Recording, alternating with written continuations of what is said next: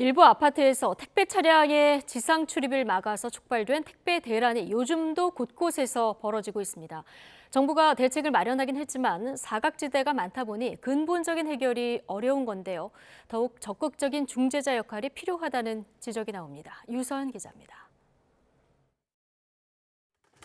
택배기사가 짐이 가득 실린 카트를 끌고 경사진길을 오릅니다. 아파트 입구에서 가장 가까운 동까지 300m 거리를 차량 없이 오가야 합니다. 아파트 단지에서 10년 전쯤부터 택배 차량의 지상 출입을 막고 지하 주차장만 허용했기 때문입니다. 하지만 차량 높이가 주차장 입구를 넘어서 들어갈 수가 없다 보니 몇 배나 힘이 드는 일을 매번 반복할 수밖에 없습니다. 차 타고 들어갔을 때는 거의 한 40분 정도면 이제 끝나는 시간인데 이제 구르마를 끌고 이제 왔다 갔다 하면 한 1시간 반에서 1시간 40분에서 50분 정도 소요가 돼요. 경기 수원에 있는 대단지 아파트는 몇 주째 택배 대란입니다. 이달부터 택배 차량의 지상 출입을 막자 반발한 기사들이 밖에다 택배를 쌓아둔 겁니다.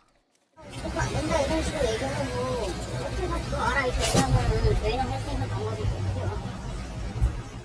아이들 안전과 차 없는 쾌적한 환경을 위한 조치라지만 주민들 사이에서도 입장이 엇갈립니다.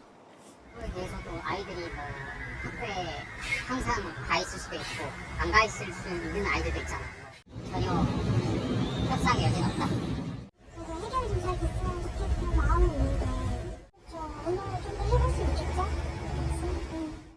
지난 2018년 이후 곳곳에서 비슷한 갈등이 이어지자 주무부처인 국토교통부는 대책을 내놨습니다.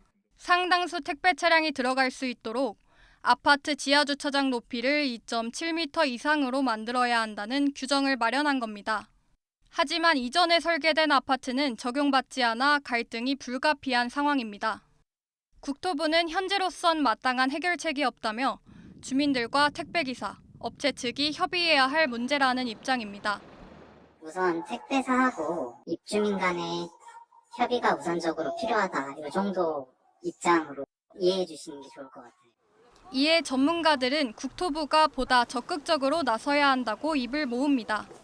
행정지도를 통해서 시정을 시키고 궁극적으로 이해 당사자들 간의 의견이 달라서 조정을 해주고 해결해야 될 것은 역시 정부가 나서서 특히 이해 당사자들 간의 직접 대화는 오히려 갈등을 키울 수 있는 만큼 중재자로서 타협점 마련에 나서야 한다는 지적입니다.